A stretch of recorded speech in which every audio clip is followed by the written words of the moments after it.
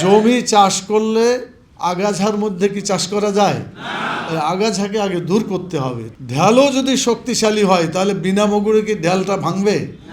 দেশকে ঠিক রাখার জন্য শক্তিশালী ভূমিকা আমাদের রাখতে হবে। নির্বাচনের একটা পরিবেশ লাগবে, সেই পরিবেশ করতে যতটুকু সময় দরকার অতটুকু সময় সরকারকে দেওয়া দরকার। বাংলাদেশে ভালো নির্বাচন হলে আমরা দেখেছি যে একটা আসনে 20-30 জন পর্যন্ত সেখানে প্রতিযোগিতা করে, কিন্তু 2024 সালে দেখা গেল ভোটে কোনো প্রার্থী পাওয়া গেল না, যার ফলে দামি নির্বাচন তারা করলো এবং সেখানে তারা কাউকেই আর সেখানে নির্বাচনে অংশগ্রহণ না করে নিজেরাই সেটাকে চালিয়ে দিল। এবং শেষ পর্যন্ত এটা দেখা গেছে যে তারা যেভাবে নির্বাচন করেছে এই নির্বাচনের পার্সেন্টেজটা কোথাও হয়তো 2-3% বা 4% বা তার চেয়ে সামান্য কিছু বেশি ভোট কেউ দিতে গেছে, হয়তো তাদের দলের লোকেরাই গেছে, কিন্তু এটাকে 3কে হয়তো 41% দেখাতে বাধ্য করেছে। অর্থাৎ শিক্ষকরা যারা জাতির সত্যিকার অর্থ বিবেক এবং যাদেরকে দেখে দেশের জনগণ বিশেষ করে ছাত্র সমাজ যারা চরিত্র শিখবে, সত্যের পথে অগ্রসর হবে বা মিথ্যা থেকে দূরে থাকবে, কিন্তু শিক্ষকদের এই ঘটনাটা দেখে তারা সকলেই চিন্তা থেকে অনেক দূরে তারা চলে গিয়েছে যে তারা 4%কে যদি 41% দেখাতে পারে তাহলে বোঝা যায় যে এখানে শিক্ষকদের যে মান মর্যাদা ছিল সেটাকে ধুলায় মিশিয়ে দেওয়া হয়েছে। আজকে নতুন করে যখন আমরা গণতন্ত্রের জন্য সংগ্রাম আন্দোলন দেখলাম এবং আমাদের এই ভাইয়েরা আমরা সকলে মিলেই, যদিও ছাত্ররা পায়োনিয়ার ভূমিকা পালন করেছে, আমি বলবো বাংলাদেশের সকলেই যারা গণতন্ত্রে বিশ্বাস করে, গণতন্ত্রের জন্য যারা কাজ করেছে এবং করে, তারা সকলেই এই পক্ষে থাকার কারণেই 2024 সালের 5ই আগস্টে আল্লাহ তাআলা একটা পরিবর্তন দিল আমাদের, আলহামদুলিল্লাহ। এই পরিবর্তনের ফলে মানুষ এখন কথা বলতে পারছে। আজকে আপনারা এখানে বসে একটা প্রশিক্ষণ প্রোগ্রাম নিচ্ছেন, এটা কি 5ই আগস্টের আগে সম্ভব ছিল? কিছুতেই সম্ভব ছিল। আজকে স্বাধীনভাবে মানুষ কথা বলছে, মিলিত হতে পারছে, এটা তাদের গণতন্ত্রের যে সংগ্রাম, এই ফসলটাকে তারা অভিহিত করেছে, এটা দ্বিতীয় স্বাধীনতা।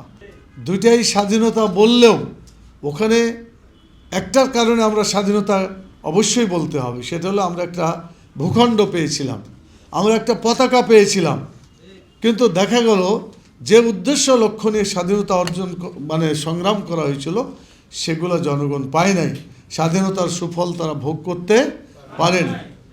এবং যারাই সুফল দেওয়ার জন্য প্রতিশ্রুতবদ্ধ ছিল তারাই কিন্তু তাদের হাতেই এখানকার গণতন্ত্রকে তারা নিজেরাই হত্যা করল এবং তাদের হাতে তারাই এদেশের মানুষের খাবারকেও তারা কেড়ে নিল, বিভিন্নভাবে কেড়ে নিল, চুরি করার মাধ্যমে, চরিত্র নষ্ট করার মাধ্যমে। বাংলাদেশের সকল জায়গায় তারা যে চিত্র দেখিয়েছে এটা ইতিহাসে লেখা আছে, বারবার বলতে ভালো লাগে না, তারপরেও এই জাতিকে যারা ওই ধরনের কাজগুলো করেছে এবং এখনও মাঝে মধ্যে তারা আবার ফিরে আসার জন্য কিছুটা জালেম পালায় গেছে, কিন্তু জালেমের দোসররা তো সবাই পালাই নাই, সব এখানে আছে, যার ফলে মাঝে মধ্যে তারা চেষ্টা করছে বিভিন্নভাবে। আপনারা দেখেছেন চট্টগ্রামে একজন আইনজীবী সাইফুল ইসলাম আলিফ, তাকে তারা হত্যা করলো। এই কারণেই তারা করছে যে তারা আবার ফিরে আসতে চায়, আবার সেই স্বৈরাচারের শাসন বাংলাদেশে আনতে চায়। বাংলাদেশের মানুষ ঐক্যবদ্ধ হয়েছে, জীবন দিয়ে হলেও আর সেই ধরনের জুলুমের শিকার হতে চায় না বাংলাদেশের মানুষ। সেজন্য আমরা সকলে ঐক্যবদ্ধ থাকতে হবে। যদি জাতি ঐক্যবদ্ধ থাকে তাহলে তাদের এই ধরনের আগ্রাসন, এই ধরনের ষড়যন্ত্র কোনো কাজে লাগবে না ইনশাআল্লাহ।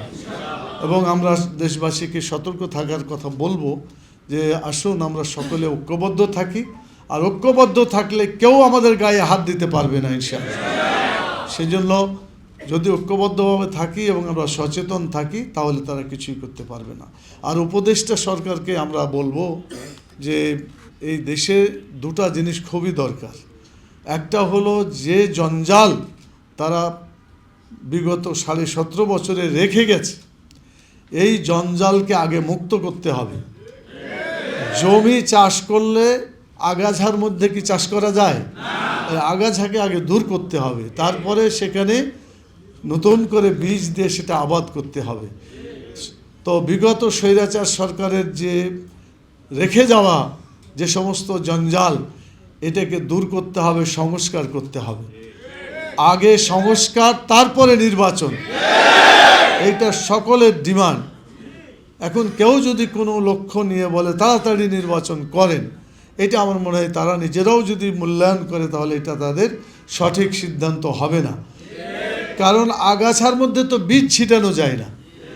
বীজ তখনই কাজে লাগবে যদি আগাছা মুক্ত হয়, পরিবেশটা ঠিক হয়। তো বাংলাদেশে নির্বাচনের একটা পরিবেশ লাগবে। সেই পরিবেশ করতে যতটুকুই সময় দরকার অতটুকু সময় সরকারকে দেওয়া দরকার। আমরা মনে করি আবার এইটা সংস্কারের নামে দীর্ঘসূত্রিতা, এটাও কিন্তু একটা ষড়যন্ত্র হবে।